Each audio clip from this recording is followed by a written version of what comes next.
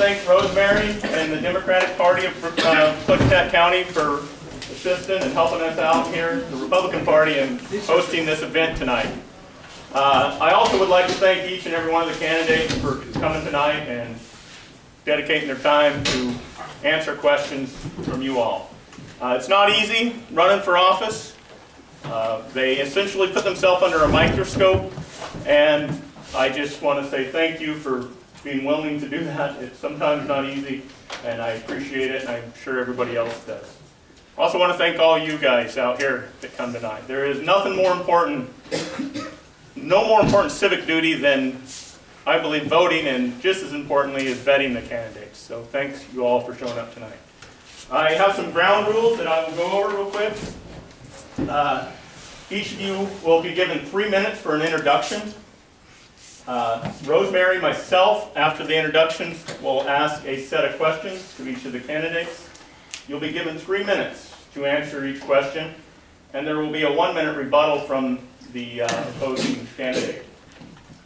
After our questions are answered, we'll open it up to the written questions that are on the cards back there. If you have questions, please at any time get up, write your question on a card, throw it in the basket. We'll be going back to the basket and picking them up every few minutes, every little while. Each questions, we will read the questions. There will be no comments from the floor, no outbursts.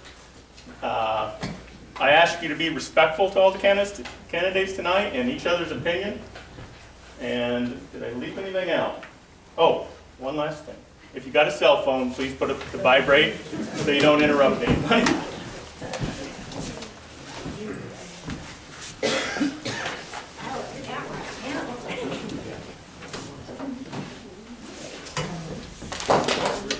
You can't hurt it. Well, that's good. Is it on? I'm going to constantly adjust it, but you Okay. just talk. As John mentioned, I am Rosemary Hoyt. I'm chair of the Clickatack County Democrats. I just wanted to say that we are all Americans. We're all working for the good of our county. We may see the road there differently, but we are all working toward the same goals, and that's a robust, healthy county. And again, I want to thank you for your time and participation.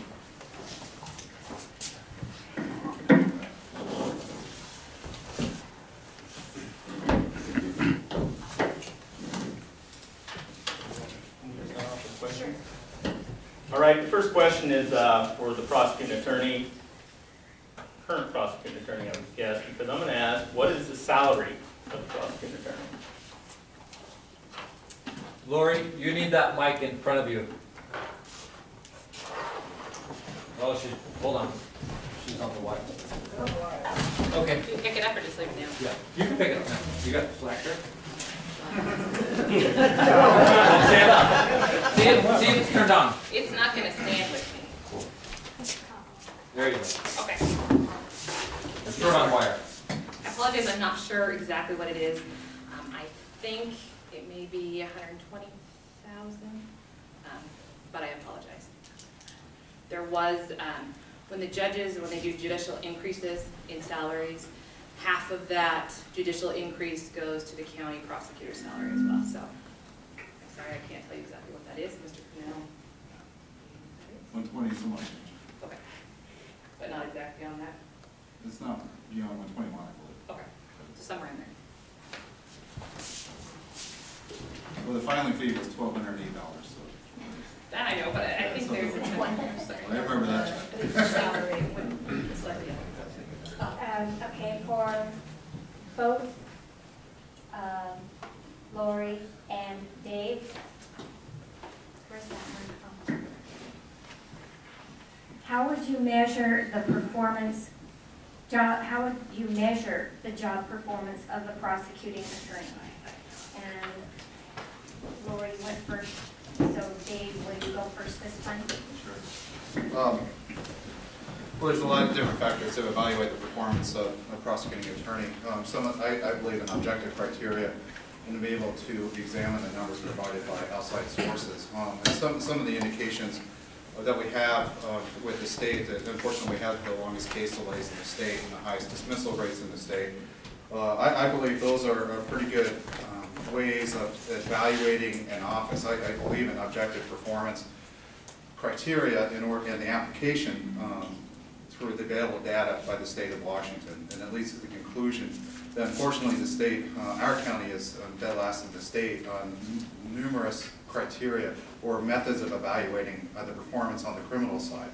On the civil side, it's much more ambiguous. The state doesn't keep strict win losses and dismissal rates for you, but a lot of times on the civil side, the way to evaluate the performance is by the clients and how the clients feel about it through the other departments and so forth. And then with the criminals, especially with law enforcement, how does law enforcement feel the prosecutor is doing? And that is a primary motivator, I think, for the county and the different cities, because they have regular interaction with the prosecutors. And that's why I believe a representation of their unhappiness is them coming forward publicly to support me and not the incumbent prosecutor. When the Union for the Sheriff's Association came out and supported me on Monday, the members of the union representing the Goldendale Police Department came out a week and a half ago. When the incumbent Republican prosecutor has no law enforcement support, that's, I believe, a good way of evaluating the performance of the current prosecutor. Thank you.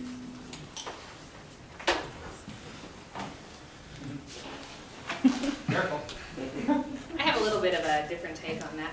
I think we can look at trials, conviction rates, but my prosecution style is community prosecution. Is that turned on? I think so. Yes. Can you hear me? Yeah. Okay. And I like to look at, I believe strongly in alternative courts, drug courts, recidivism.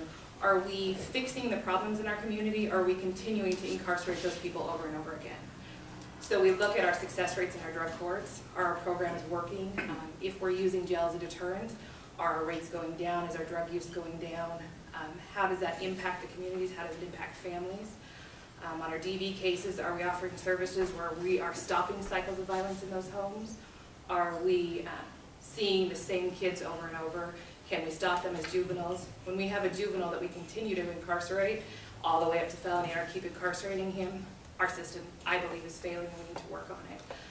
We are really improving our success rates in drug court.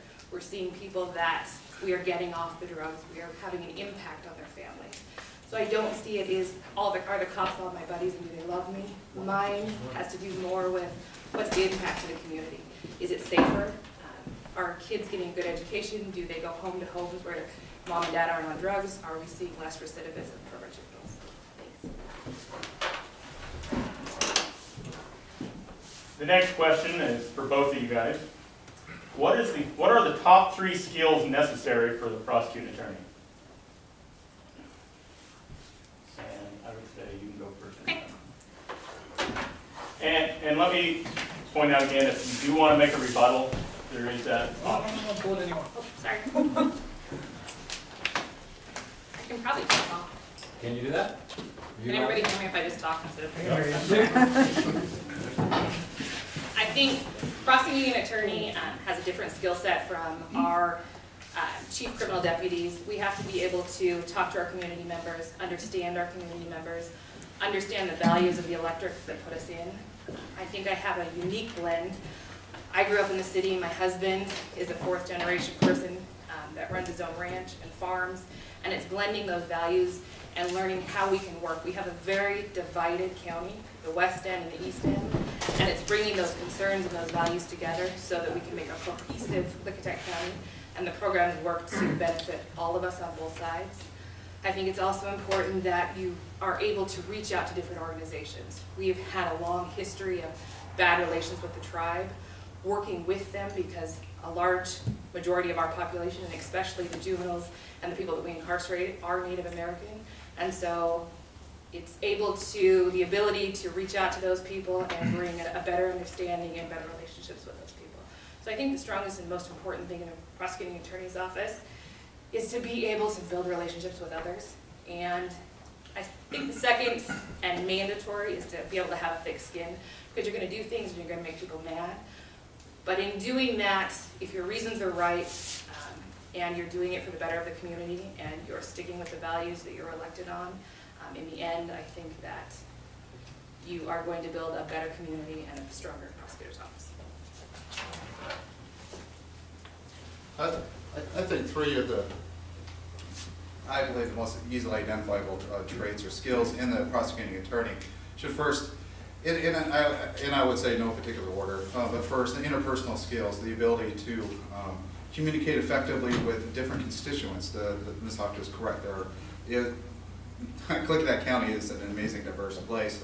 Perhaps not politically represented by the lack of Democrats running this year, but for geographically and the different industries that work and the economy between the East and the West and the different personalities that are involved. And it's important to be able, not necessarily that everyone's going to be your buddy, but you're able to communicate and that you're able to, at a minimum, empathize and understand where other people are coming from, not necessarily that you agree or you condone. Second, I think a primary facet of the prosecutor has to be a combination of intelligence and education. The job is as an attorney. This is a skilled position that requires legal analysis and sophisticated reasoning. I believe, abundantly clear that an effective prosecutor is able to nimbly identify concepts, to understand concepts, to be able to do legal research quickly in order to provide guidance, to lead the team in the office, and to satisfy the demands of the clients through the county commissioners and the different department heads. And third, the work ethic.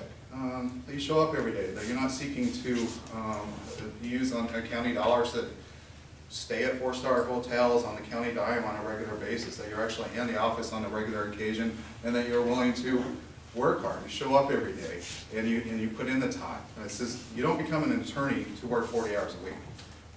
And especially that applies to the prosecuting attorney and the official that is the highest paid official in the county, Klickitat County, needs to work hard. Thank you. Is the red? The time's up. Red. 1 minute. Well, that's okay. All right. So, again, the red means 1 minute left. When she starts jumping up and down, you know your time's up. Oh, I meant it like You get thrown at her. Okay, the next question is for Mr. Canal.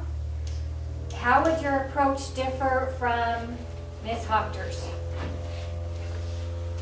Well, I feel a little bad for the rest of the folks here, but my approach, I believe, would be different in several ways. First, and it's a positive attribute, the ability to work hard, which I've demonstrated through the education that I've worked hard for and I've paid for myself, graduating with honors from the University of Washington, the #4 law school in the country, and then clerking for a federal judge.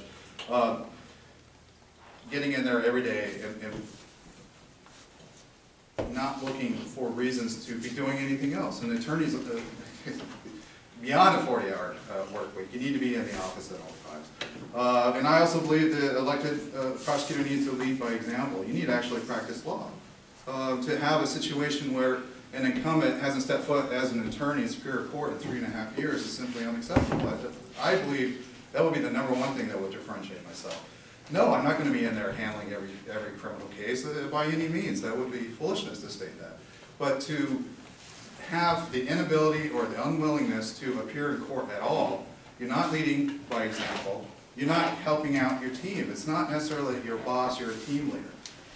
And every team needs to be coached. And how can you say that the skills are being acquired and that there's an improvement in the office when you're not in the ground and that you're actually not aware of what's going on a day-to-day basis? To where if a newspaper contacts you as why a judge dismissed a case for mismanagement, you can't even comment. This needs to stop. We need an elected prosecutor that gets in there every day and leads by example.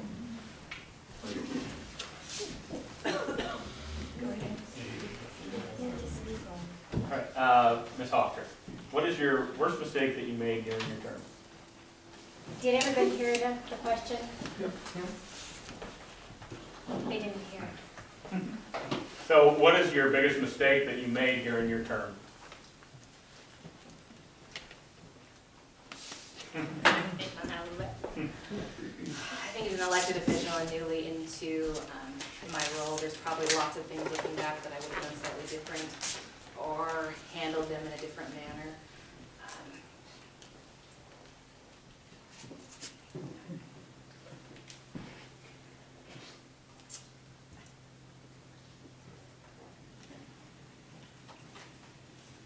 I think the biggest mistake that I made was initially my hiring style. I learned from management when you come in, you practice law, you can try cases, that I could do. Managing individuals, it's on-the-job training. And one of the things that I learned was one of the best gauges and ways for our office and success in our office was testing. And so now we have a competitive testing procedure when hiring individuals. And it's really helped both the individual understand if it's something that they can do and something they enjoy. And it's helped us retain competencies in the office. So I think the biggest mistake and what I would redo over is how we initially handled some of the hiring people in our office. Thank you. That concludes our portion for the prosecuting attorneys. And the next candidates race that we're moving to is the assessor. The first question goes to Darlene. Darlene Johnson. How many people are in your office and how many employees have you gone through since you took office? So glad you asked.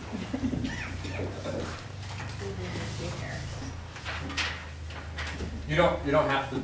I don't have to talk to it. Okay, Yeah, good. I'm going to stand up. We'll pick it up. So, it has been asserted in the paper that there is 14 people that my office has gone through in the last 4 years, and it's a myth. I will tell you, I've hired 8 people. 5 of those people are still there. 2 of them didn't work out. I had to fire them. 1 had a baby and resigned. Now, I had 1 temporary hire that I did not hire permanently. That was a mutual decision. And I had 1 probation hire that didn't work out.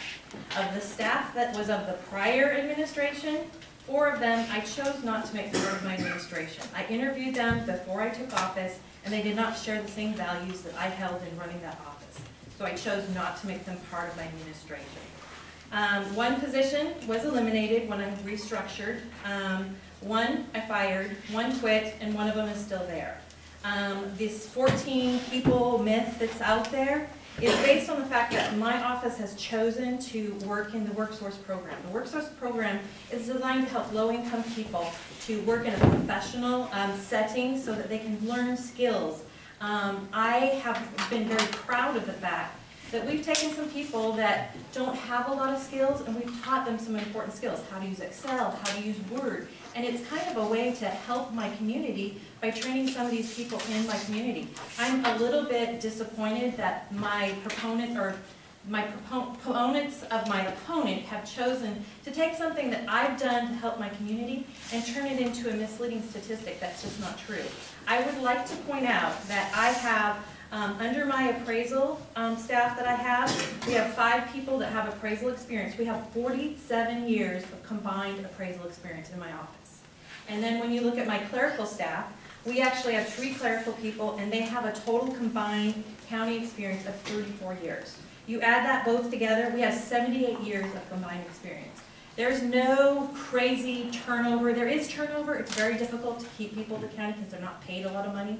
But I'm very proud of the fact that I've hired people and they've stayed there and they're quality people.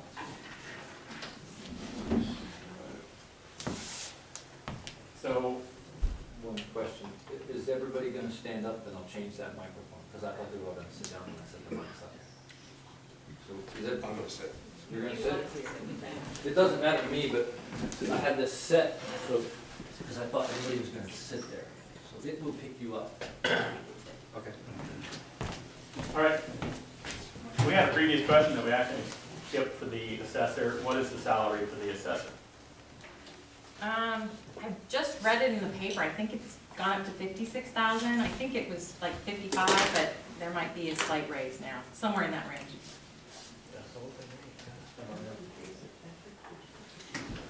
So, go ahead.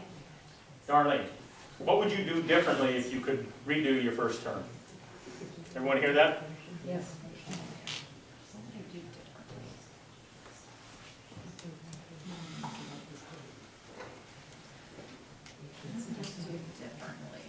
Okay, I know exactly what I would do differently. The very first year, in 2011, we sent out our valuation notices, and when we sent out our valuation notices, this was the first year that we recoded all of our properties. So the previous administration was on a 4-year cycle. They went, their very first year, they went to an annual cycle. When they did that, they only mailed out about 50% of the properties where they had a change in value. So that meant that like 50% of the county really wasn't set up for annual. So we had to do recoding in order to make that happen. And when we did that, we discovered the property records had some errors in them. We had landlocked parcels that weren't properly coded. We had stuff that was on the river that wasn't properly coded. We had floodplain properties. And we sent those notices out, and then we discovered that we had some problems. And I made the decision, you know what, I know that this property right here, you can't build on it. It's in a flooded area. The market's going to take a look at the fact that there's issues with having to build on it. I'm not saying it's not buildable. I'm just saying the market's going to value that differently because there's going to be different considerations on building on it. So we sent out additional notices, and so we sent out a couple of different notices, and I got a lot of flack back about the fact that there was more than one notice that went out. If I could redo it, I would have recoded for those parcels before we sent the notices out. So I felt really bad that we sent out multiple notices, but I did it because I knew that there was problems, and I wanted everybody to have accurate records. And so if I know as an assessor that your property should be valued differently, I'm sending you a new notice because I don't want you to be overvalued. And I get that.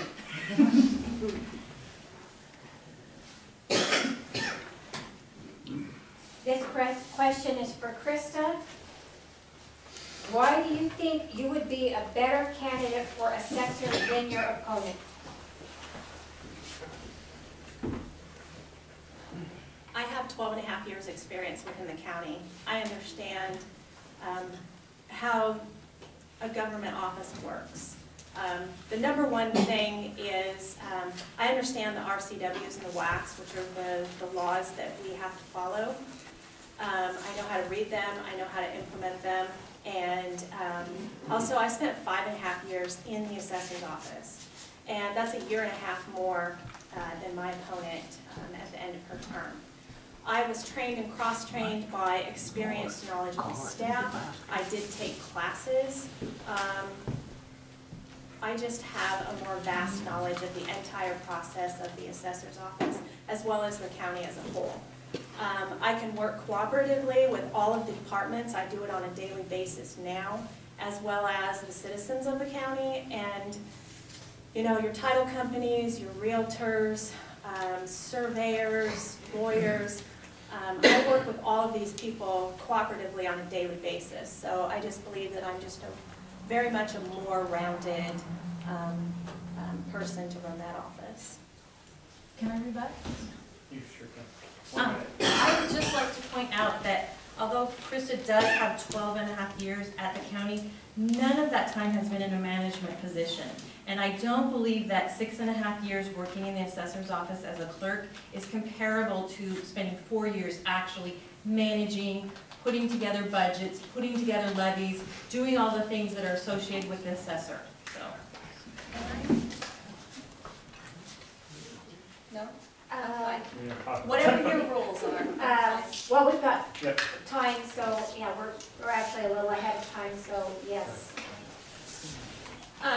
What I don't understand is why my opponent thinks that with all of my years in the office that I don't understand levies, that I don't understand the county budgeting system, because I do. I was in there hands-on. Did I process the levies myself? No. But I was trained and cross-trained on everything. I understand the processes. As far as the county budgeting system, I feel I'm pretty much more aware of how that process works than my opponent. I know that if you repetitively go to the Board of County Commissioners and ask for either additional staff or additional funding, and they deny that to you, that the county commissioners are telling you to get your house in order. So I do have that experience and that knowledge.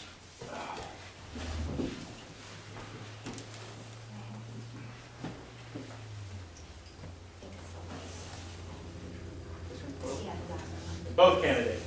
What would you do, what do you think are the best indicators for job performance for the assessor? Christy, you go first this time. Probably the number one thing would be how you work cooperatively with everybody. So, you know, if the majority of the citizens are happy with what's happening, they may not be happy with their assessed value because no one ever is. But if they feel that it's probably within the parameters of what's right. Also, if you can work with the other departments cooperatively, as well as the title companies. It's something that I did while I was in the assessor's office, and I continue to do it now. So definitely a very positive working environment is very, very necessary, as well as cooperatively working with the citizens. Educating the citizens is very big. It's something that I plan on doing. When I was the programs coordinator in the assessor's office, I implemented a public education process for the current use programs. It took us 6 months to make sure we had enough advance notice for all the title companies and everything. But we went out and we educated the realtors, the title companies, and as many people who would come, that the process was going to change. And so I think all of that is all very important. Well, I would like to say, I think that this report right here, which is measuring real property appraisal performance in Washington's property tax system, is a pretty good indicator of how well the assessor's office is doing. When I took office, when I ran in 2009, in this report, Clickitat County had some of the worst scores in the entire state, like the very bottom worst score. And they did not meet some of the basic standards for the International Association of Assessing Officers. There's basic standards that are agreed on the community on what should be met on appraisal performance. This latest report that came out for 2013, we now are number 1 or number 2. We passed all of the IAAO standards. I have proof that I have improved the appraisal performance in the assessor's office. So that's number 1. Number 2, I think that the customer service that's coming out of the office is another indication. If you go to our Survey Monkey, you can see actual comments of people that have been in our and had experience. Our scores from before I ran for office were very, very low, very, very disappointing. People were not happy. I was one of those people that wasn't happy.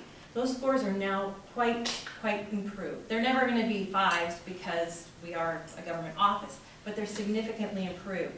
Another indication of how well the office is doing is how many appeals are out there. We had very, very high appeal rates when I took office. We had one year where we had a little bloop because of the recoding that we did, but we now are like, we only have like 85 appeals for the entire county. We're way below what the state average is for the number of appeals for our county. Those are big, huge indicators of how well the assessor's office is doing, and I'm very proud of the improvements that I've made. So my opponent consistently goes back to 2009. I'm not here to defend the previous administration. There's things that I feel they should have done differently.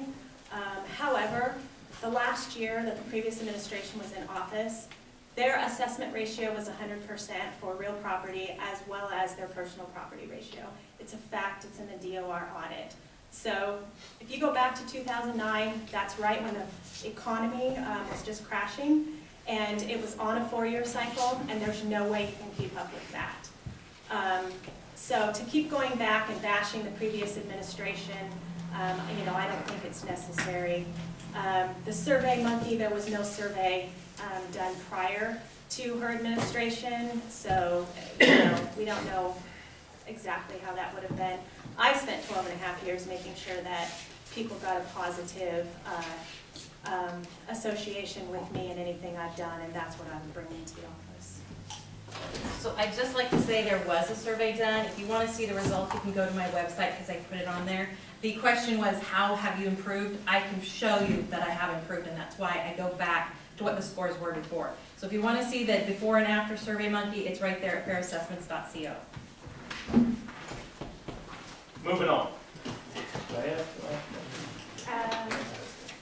Yeah, you did. So we are now moving on to the PUD candidates. And for Dan, what is the salary for the PUD commissioner? The salary for the PUD commissioner is $27,000 plus or minus, and that is set by the state legislature. Second question is for Dan. This is your 4th race. How many races have you run unopposed? 2. Actually, I take that back. I believe it was 1. I was opposed the first go. The second go, I was unopposed. The third one, I was opposed. This is actually his 5th race. So You finished So- 4, this is your 5th. correct. This would be my 5th, so I have 2 unopposed. Dan, if you win this race, when do you plan to retire?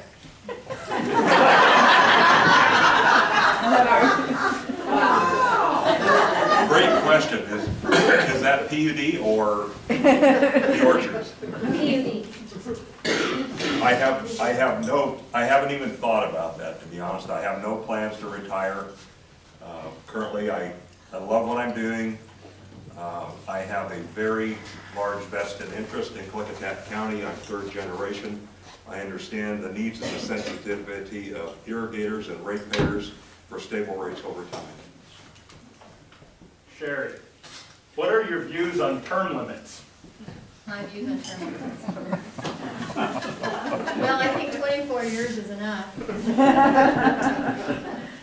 I believe it takes a couple of terms to be very good at your job. You know, the first term you're learning, you're finally imposing your will, learning what the job is all about. And so, you know, as far as term limits, I don't know, I think 4 terms is enough. I think 2 is reasonable if you're doing a good job. You know, our term limits are longer. Ours are 6 years, so 2 terms, that's 12 years.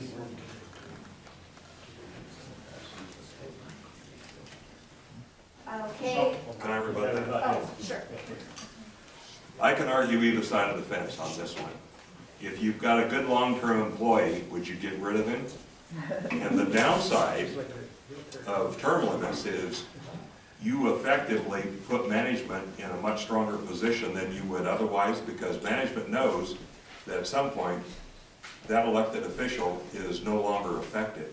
And it gives management the opportunity to take a much stronger stance on what they believe is right, and in essence watering down the initial reason for elected officials and their duties. Go ahead. I would also like to add, though, as new blood comes on, that brings new ideas, a new fresh approach, and I believe that needs to be visited too. This next question will be for both candidates. Klickitat County PUD owns a portion of the old which includes Cascade Generating Station at Hanford. What are your views on nuclear power and nuclear waste? Who went?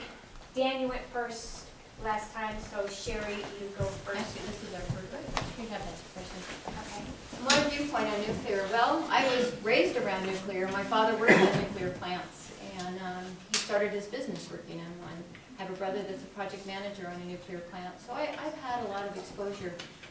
I'm very excited about the new renewable energy. I mean, I know that nuclear is kind of considered a renewable also, it's a geothermal. I like what we're doing, I like the new renewable resources that are coming up, and fossil fuel still takes up 85% of all generation worldwide. And so they've had 100 years to develop that. We've only had 20 years to develop renewables that we're using now. And I look forward to what is going to come down the pike. I mean, we can't take nuclear out until we replace it. You've got Columbia Generation Station that's putting out about 1,000 megawatts of power. That's a lot of power. I mean, we look at what we're doing in Goldendale. We have our gas plant, and we have a maximum output of 26 megawatts, and we're not quite to that. So we have a long ways to go to replace nuclear. And none of us are happy with the waste. I mean, we all know that we're at risk with waste.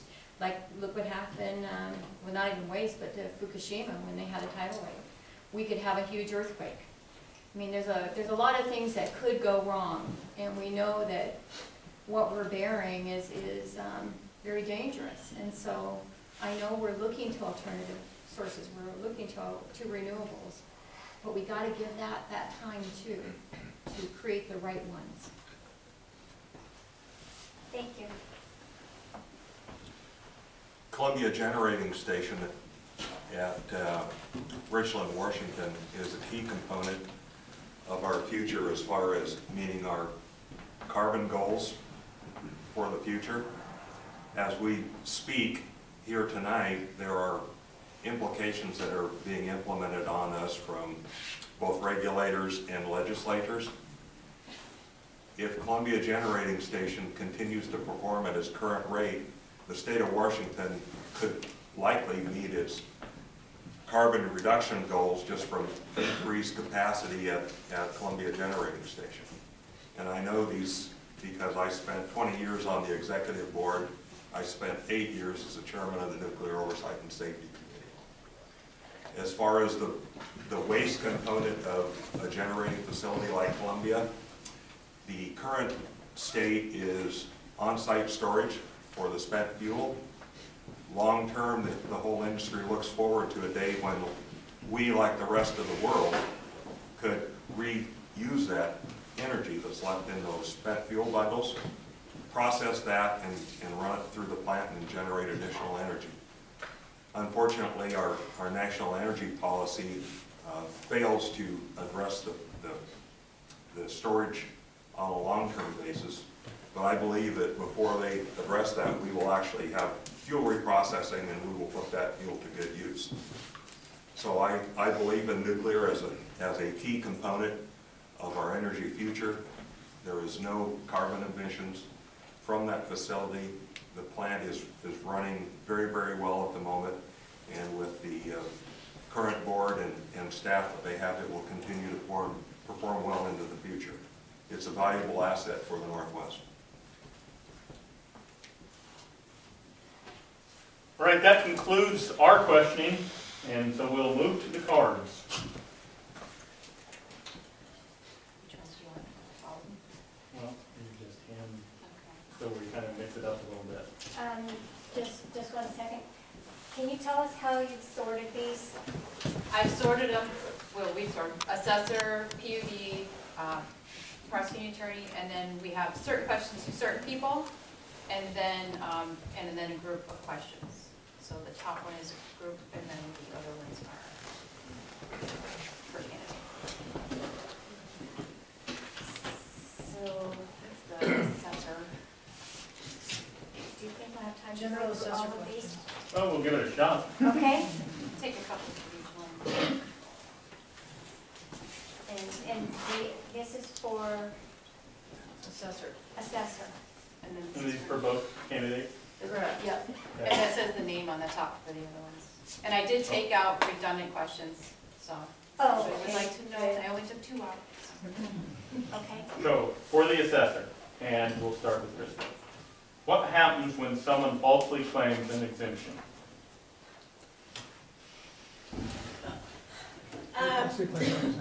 Historically, what happens if someone, you have 2 different things here. You have omitted value. So businesses report their equipment and what they use for their business every year. Periodically, that may or may not be audited by the Department of Revenue, or it could be audited by the assessor's office. If equipment is found to be not listed, it's picked up. You go back a maximum of 3 years if it's an older piece of equipment, and you do a 25% penalty per year. Standard, historical, it's the way it's always been done. The other thing that has been a big issue lately has been a head of family exemption. The head of family exemption is an exemption if you own equipment personally that you're using in a business. You get up to $15,000 of value, which is $150 in taxes approximately. It depends on your levy rate. To my knowledge, there's never been anybody accused in a letter that they falsely claimed that exemption. Generally, you have to think that you're working for the public and that somebody isn't automatically guilty of doing it, that it was an oversight, they didn't know, or it was an accident. And so basically you pick up the equipment or you deny the exemption for the future. You don't make it dirty laundry in a political campaign. It's never happened here. Could you repeat the question? What happens when someone falsely claims an exemption? Okay, the assessor's office has many different types of exemptions. We have senior citizen exemptions, we have veterans exemptions, and typically an exemption actually exempts you from paying a portion of the taxes. So when it comes to the head of household exemption that Krista mentioned earlier, last year the state auditor's office came into my office and they audited me, and they went through all my exemptions. So our seniors were looked at, our head of households were looked at, we have a Native American exemption that was looked at. They went through all of them and they did testing. They wanted to know, how do you prove that this person qualified for that exemption? So because they sent me a letter that said, you need to develop processes for verifying the head of household exemption, I did that this year.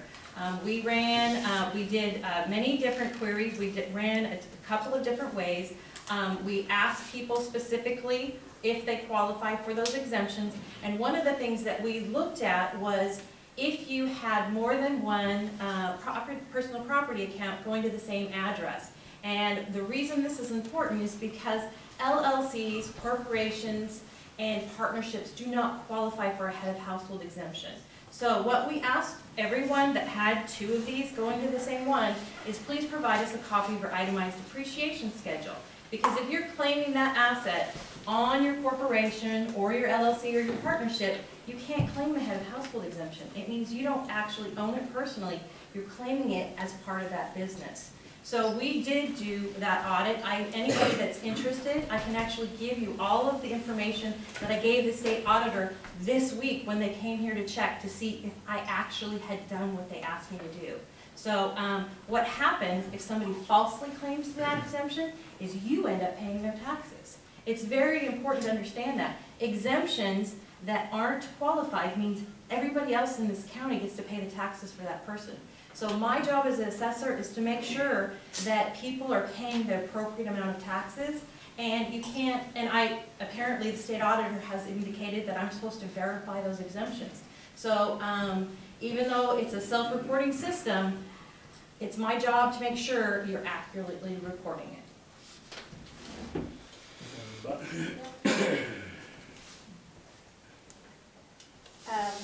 This is a PUD question, and I believe it's for both. How much is the overall debt burden, and how do you propose to reduce it? Clickitat PUD has total plant and service of $297 million. Clickitat PUD has long-term tax-free, low-interest debt of $133 million. If you were to run the numbers, that's over 50% equity that every ratepayer has in their system. I know that many homeowners would be ecstatic if they had a 50% equity on their home. I don't plan to reduce the debt if reelected. Of course, that's obviously a board decision, not one commissioner's decision. Long-term tax exempt debt is a tool that's in the toolbox of the utility. It enables us to spread long-term assets over several generations of users. That allows the benefits to be spread over my kids and their kids. So it's one of many tools that the utility has to build infrastructure of a long-term nature in a county that's 90 miles long and 30 miles wide and has a very low density. So there will always be debt. And the board has taken steps to reduce debt. An example of that was we sold 13% of White Creek, of which we originally bought 26%. We sold the 13% for $48 million. We originally invested 49 in the 26. So we've got the balance, the 13 left for $1 million.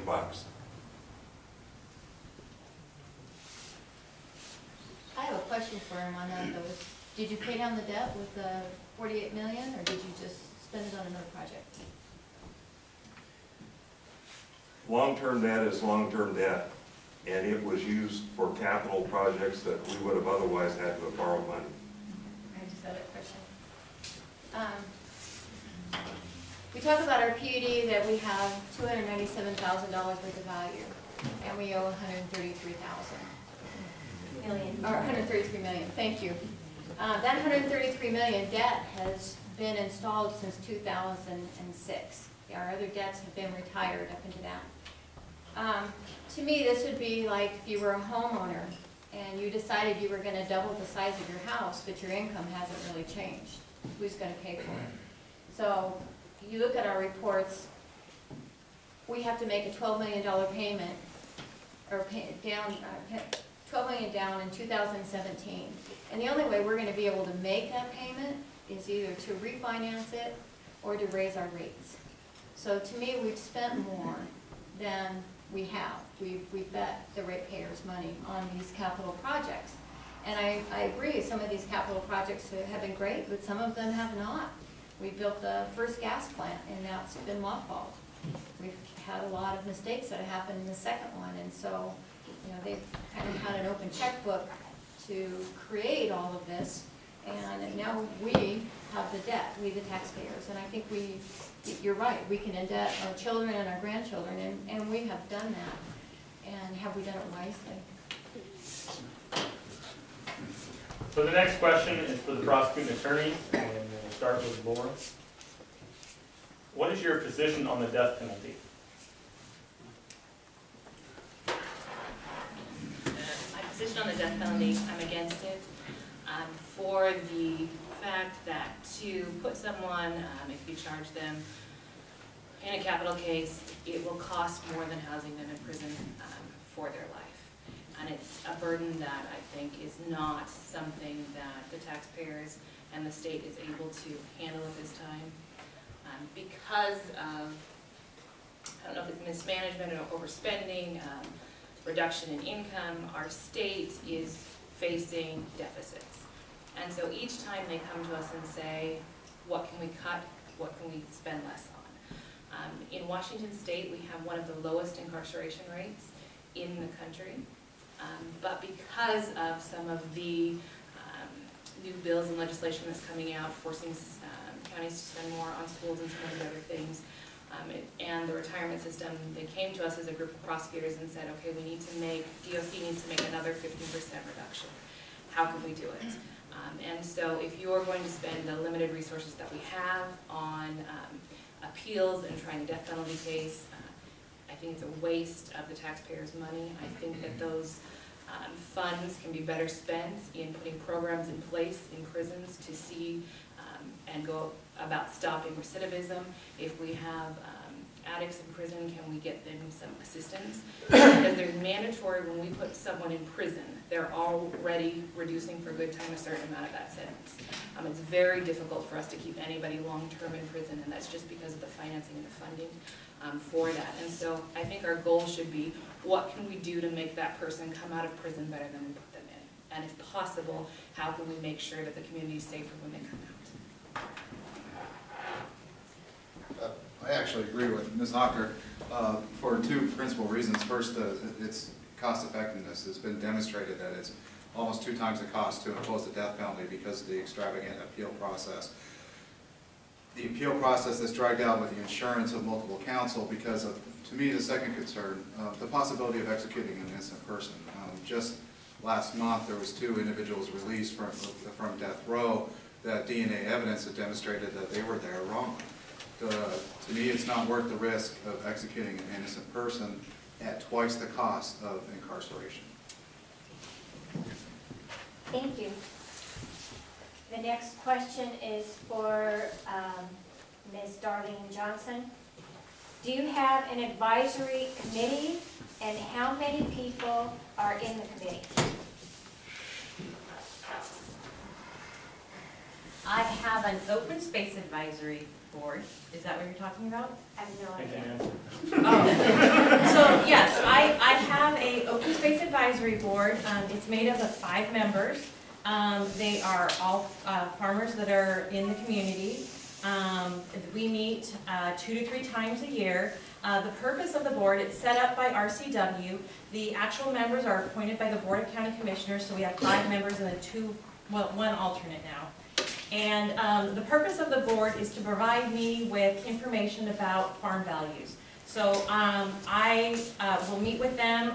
We look at lease rates of different property, what it's leasing at. We'll look at fertilizer costs, costs of putting in irrigation systems, anything that has to do with farming. That's where we talk about that. And after we all get together and they provide me with all this information, we use that information to determine what the current use value is of farmland. And after we look at how much feed, for example, wheat, we'll look at how many bushels per acre are done. We'll look at if it has to go fallow. We'll look at the percent of sharecropping that's typical for the area, and that gives us kind of like a net income of that property. Then the Department of Revenue provides us with a new capitalization rate every year. We apply that cap rate to that value, and that's how the current use value for farmland is calculated. Do you want to know the people that are on it? It's all on my website, but it's there. Moving on.